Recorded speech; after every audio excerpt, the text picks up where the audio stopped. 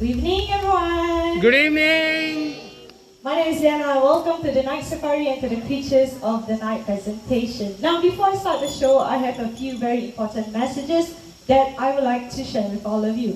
Firstly, take a look at these three staircases we have. Staircase number 1, staircase number 2, and staircase number 3. Once the show starts, please remain seated and do not move up or down of these steps, as we will have animals coming up from all over the amphitheater.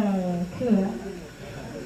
So the animals that will be coming out tonight may look cute, adorable, and very tempting to touch. If you still insist to touch them, they will not hesitate to let you know how they feel. Not to worry, most of our animals are trained, but they only recognize their trainers. So please keep your hands to yourself so that we can have a safe and fun show. Can we do that? Yes.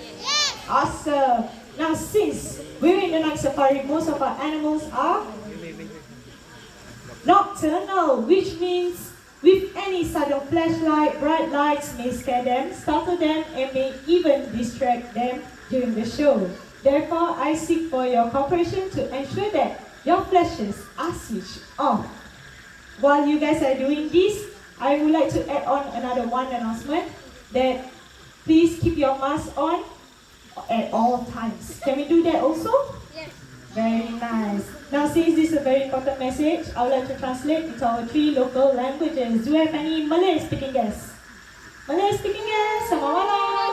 Tolong jangan menggunakan flash kamera anda, boleh? Boleh. Terima kasih. Now, moving on. Do we have any Mandarin? 大家晚上好。请不要用双关称，好不好？谢谢你们。And last but not least, do we have any Tamil speaking guests? Malay vanakkam. Vanakkam. Driver saya pergi pada kira ke boleh dia flash payung pada tadi ke? Mekan Andri. I took 3 years to learn. Alright, everyone, jokes aside, once the show has started, do you believe me, you will still see flashes? It's true. So if anyone using your flashes beside you, please kindly just give them a wave and tell them sir or ma'am to switch it off. Can we do that? Yes. And one last question. Are you guys ready for the show? Yes. Come on guys, it's the last show. One more time. Are you ready for the show? Yes. Ladies and gentlemen, boys and girls, the creatures of the night will be on the ground. Flash. Nightfall, before heading home to sleep. Digging with his dexterous paws, he searches for his favorites: insects, worms, snails, and even నాది కాదు the prize నాది eggs. కాదు మీరు react అవ్వకండి కన్నా నాది కాదు మీరు Once తిడుతున్నారని నేను satisfied, we వేయలేదు return home to the trees to curl up for the night.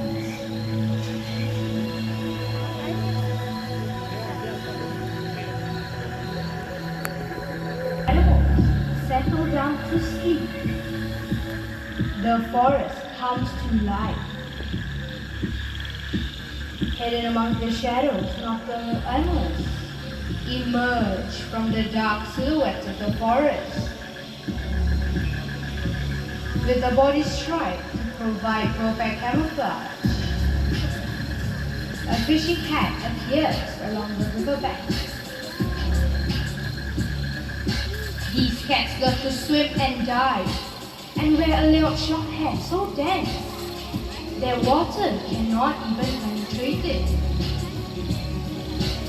It is this layer of hair that keeps them warm and dry even in chilly water. Now fishing cats are rapidly disappearing due to habitat loss and poaching. They deserve our protection because these quiet hunters disappear forever.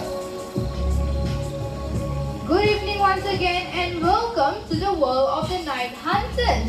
Now I've often been asked how do nocturnal animals survive, where all night creatures have unique adaptation for survival in the forest. For example, the binturong.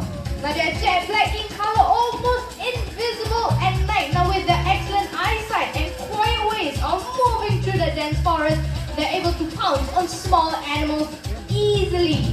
Now everybody, this is Aslan. Let's say hi, Aslan. Now bird eggs happen to be their favorite, but they also feed on fish, fruit, and other small mammals. Alright, Aslan is going to show us a unique adaptation of the bintron, which would be, let's show them, their long, powerful, prehensile tail, and just like that, you can imagine how strong that tail is. Aslan is about 14 kilograms. Now let's take a look at the way he is slowly walking back. Now bintrons are also known as an Asian bear cat due to the short stubby legs and bear-like walk. Now with that, looks like Aslan has headed back. Let's say bye-bye, Aslan. Now while civets like the bintron rely on their keen sense of smell, other nocturnal animals rely on their acute sense of hearing. For example, the owl. Now cast the eyes on the third staircase. We have Liana the trainer together with Oscar.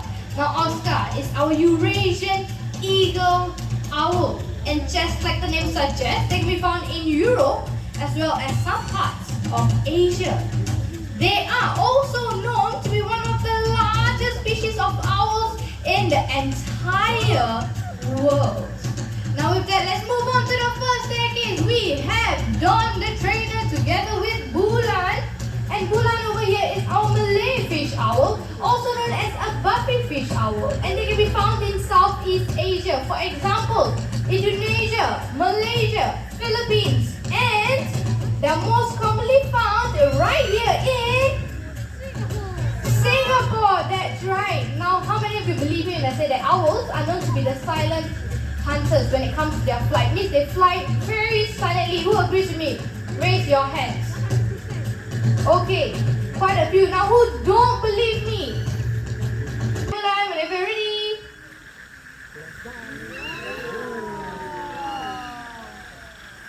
And there we go. Now, was that a very beautiful flight? Yes, did you hear anything coming from the wings? No, this is because owls have softened edges on their wingtips, which allows them to fly over fields and meadows silently without its prey or predators being able to detect them in the wild. Now, owls also have asymmetrical ears, which means that one ear is set higher than the other, which allows them to listen to many different tones and sounds that you and I cannot even hear, and that is how they're able to triangulate the location of their food and catch a running mouse even in total darkness. And what a beautiful flight back to the club. Now with that, let's say thank you to Bulan together with his trainer Dawn.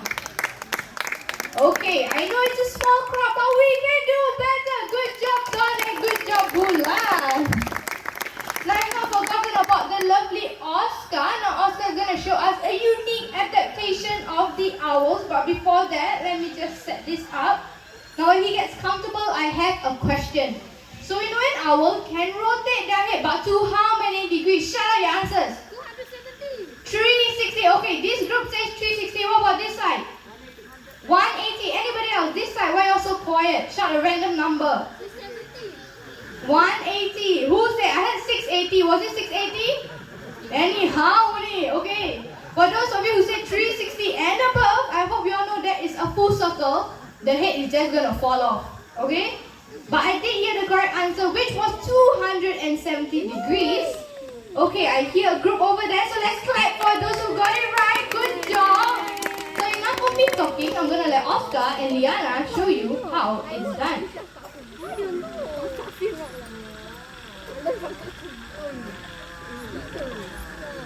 And there we go. Just like that. Now that was pretty quick. Do you want to see that one more time? Yes? Okay, one more time, Liana.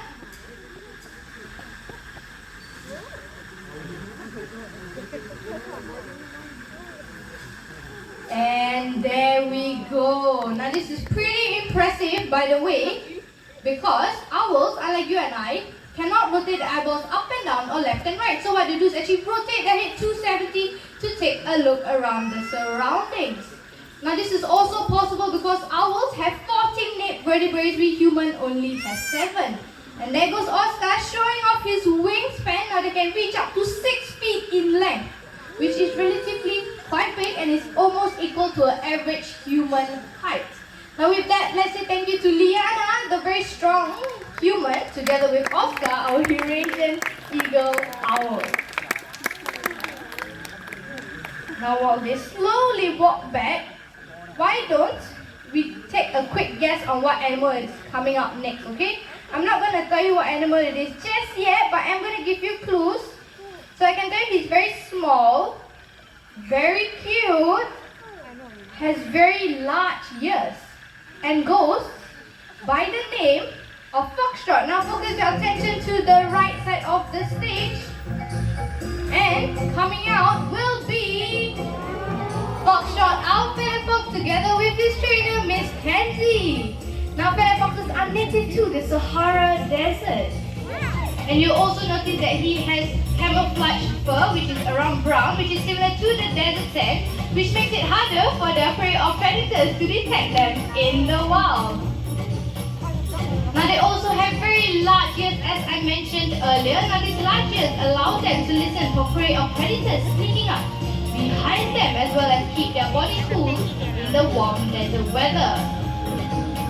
They also have a very impressive jump height. They can leap up in the air 1.2 meters and off the distance of 1 meter. Okay, he tried, now, which is pretty high for such a small mammal.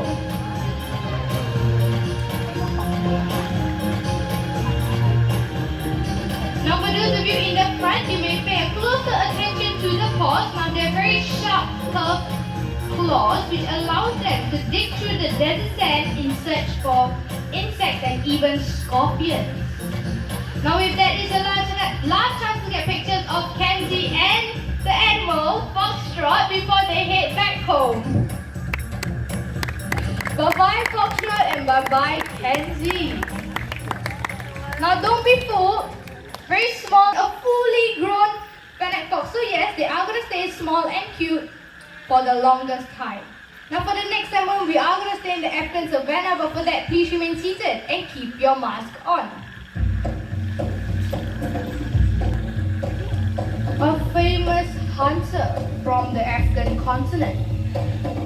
This animal possesses a keen sense of smell, able to detect carcasses from many miles away.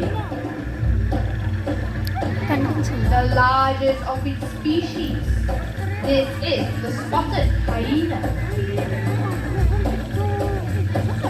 With powerful jaws that would crush bone, even those of elephants. Together with an excellent digestive system, they are able to digest the entire prey, which includes the skin, the teeth, the bones, the horns, and even the hoofs. Now most people think that they're more closely related to the canine species due to their dog-like features. But in fact, that they're more closely related to the cat. Now speaking of cats, coming on shortly will be a very beautiful African serval. Now she's very slender, as I mentioned, very beautiful. So let's just give her some time. Now servals resemble miniature cheetahs, except they have a relatively shorter tail. And clearly, this is not the animal. I mean, she is very beautiful, but she has no tail. So this is just the trainer. Let's just give Shami some time.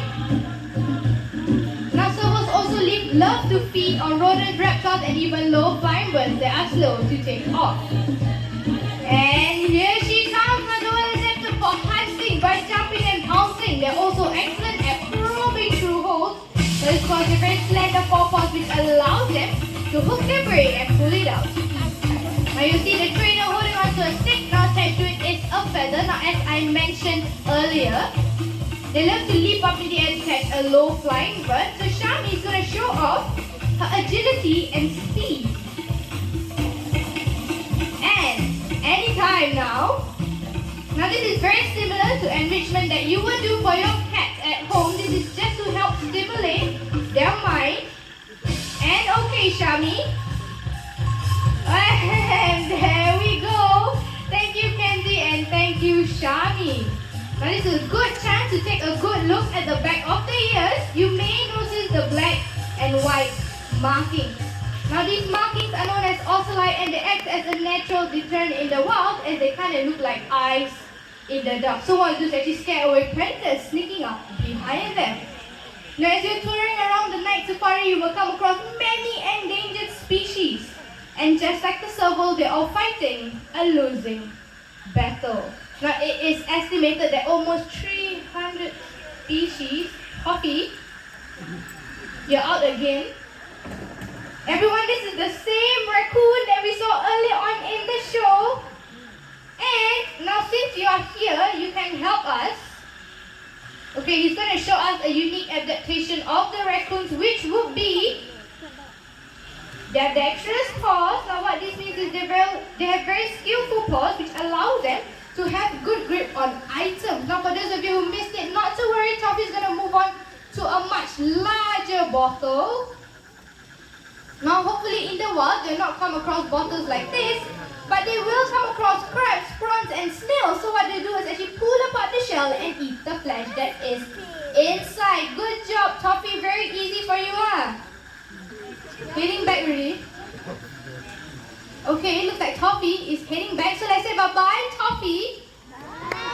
Now unfortunately raccoons are known as pests in some countries, but it is not their fault. Our towns and cities have come too close to their natural habitat that they have no choice but to come into our homes to feed and to survive. So it makes me wonder what kind of trash we throw away that actually feeds them. So it looks like we have some plastic bottles and a paper carton, and all these things come from nature one way or another. They can be reduced, reused and recycled. That is right. Thank you, Paddy, for the very noisy thing. Now I will not be doing the recycling. Coming on shortly will be two sisters by the name of Bubbles and Bailey. And they are Asian small cloud otters, one of the smallest species of otters in the entire world, with their trainer Liana. Now Bubbles is going to be on our team recycling the plastic bottle. And Bailey is just going to model over there with the trainer. Okay, we have one more to go. And there we go. Okay, who's gonna do the paper carton? Yeah, the paper carton. Yeah. Where are you going? What? Bye. And off they go, but it's okay. They did help us with the plastics. Now I'm gonna need help with this, okay? Does it belong in the aluminium department? No. What about the plastics? No, what about others? Yes, now Bubbles and Bailey may be very small, but they carry a very huge message, and is that we all can reduce, reuse, and recycle. That's right. Now with that, our journey through the night has come to an end. But let's not forget the lessons that we learned. From the owls in the sky to the raccoons on the forest floor, they would all like to remind us to protect their cousins in the wild and their fragile environment that they call home. What we do makes a difference, and we must decide what kind of difference you want to make, because after all, the greatest threat to our planet is the belief that someone else will save it for us. With that, my name is Shalini, this is Kenzie with Rainbow, and this is Night